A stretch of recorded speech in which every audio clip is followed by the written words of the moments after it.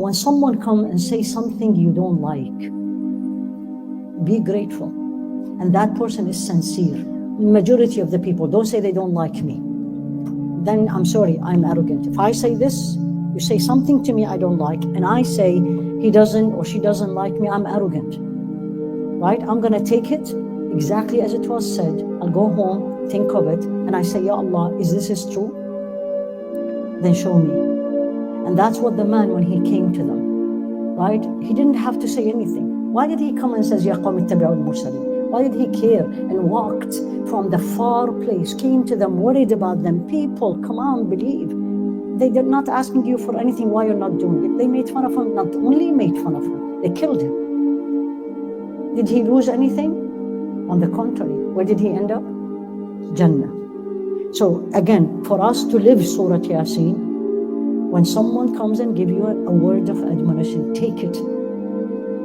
Take it, don't attack her. Even if she didn't say it in the best way. And sometimes we do. But why did she say it? Because she cares. Right? If she looks at you and says, you know what, whatever, I don't want to give examples, but whatever it is, sometimes it's not something we like. And we think we are right.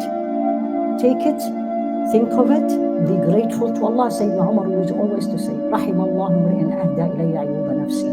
May Allah bless that person who gifts me. Look at the word. That's Sayyidina Umar, not you and me. Gift me my shortcomings. He didn't say, how dare you say this, don't you know who I am? Gifted me my shortcomings. Then Allah subhanahu wa ta'ala moves us to the third page. And in the third page, He knows that we are, as human beings, what? Arrogant, argumentative, and basically Surah Yasin has a lot of arguments of the human being, and this is where we will end up today. Arguments, I'm not convinced. Why is that? Things has changed, and Allah start now bringing your attention and mine. See, you can't say I didn't see, right? And how many times, أَوْلَمْ يَرَوْا, don't they say, don't they see? We send down, you had rain for the last week, right? Flood, actually, huge rain. Did you look at your plants? Probably you didn't see it.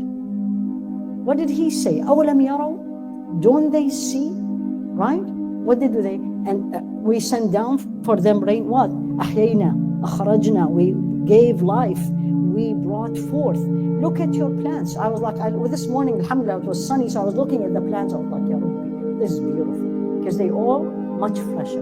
So Allah now bringing your attention, mine and yours, see things around you. So number one message is read the Quran, it's true. Number two, don't be like those people who are arrogant, they think always they are right. Nobody is always right. Number three, see the things around you. Don't take it casual. Everything around you is message from Allah. Message from Allah to you and to me. Things you like, things you don't like, including things happen in my life. Let alone what He created. And He said, look around you. We created, the land is dead. We send water and becomes all alive. And look at around you, the sun, the moon. We all talked about this last 3 weeks ago.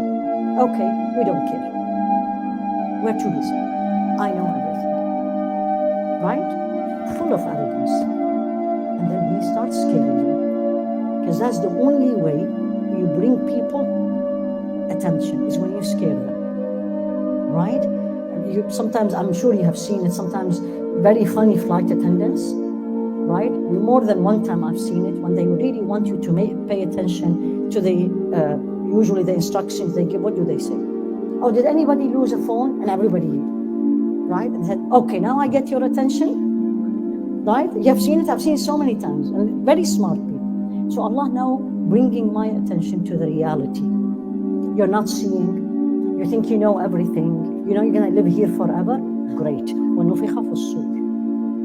And we talked about this last week.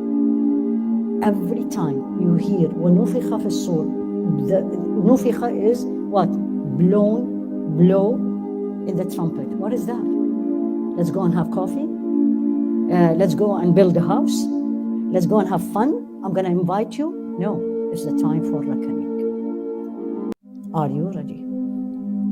today or tomorrow, Allah knows. As this morning I was teaching the year of knowledge, we get to this, al-a'malu bi khawatimiha. We're teaching Aqidah. Your deeds and mine were judged, or what is the best thing in your life is what you do at the end of your life. Don't you ever say, I'm perfect. What's the big deal about me? I do this. You don't know how you will die. And the same thing for those people who they think, or may Allah forgive me, or you look at people and says, look at her, look at him. Don't look down at them. You don't know how they will die. They may die and doing something way better than you and me. And this is also a hadith of Rasul alayhi salatu wasalam. So Allah subhanahu wa ta'ala now brings me to the day of judgment, moved me from this life to reality. And he starts talking about very little about Jannah, which is very interesting, very few ayat about heavens in Surah Yasin. Don't ask me why. Other places, a lot of description, but there's a lot much longer about Jahannam. Why? Because I need to be scared. I need to be reminded. This is what I always say this to myself, right? Scholars always differ. This is a very common question for everybody. Do you always scare people?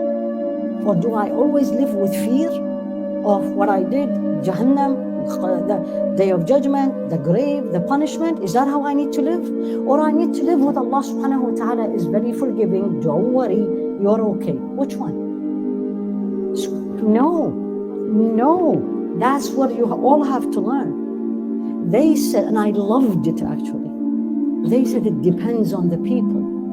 If the people are so comfortable with this life and they are in a state of heedlessness, you need to scare them, wake them up. If they are, on the contrary, very scared, they are living their daily life almost paralyzed. I can't imagine myself in the grave. I can't imagine myself facing Allah. You need now to give them hope. And definitely give them hope at the time of death. Don't you tell somebody they are dying or they were diagnosed with, let's say, terminal, that, wow, nothing much left in you, I don't know what you're going to do. Or Allah is shadidul iqab. That's not the time. That's not the time when you say Allah have severe punishment. But this is the time when you and me now, sitting in my comfort zone and your comfort zone, in here, and we have so many plans for the summer. This is the time where I need someone to look at me and remind me, this may change in a second. Are you ready? You're planning for summer, alhamdulillah. What's your plans for akhir? You're planning to do this and this in your home. What's your plan for the grave? You will live in the grave way longer. Did you see my point? So here Allah subhanahu wa ta'ala, because the people before were so arrogant, made fun of that man, killed him, no reminder benefited them, he starts scaring them.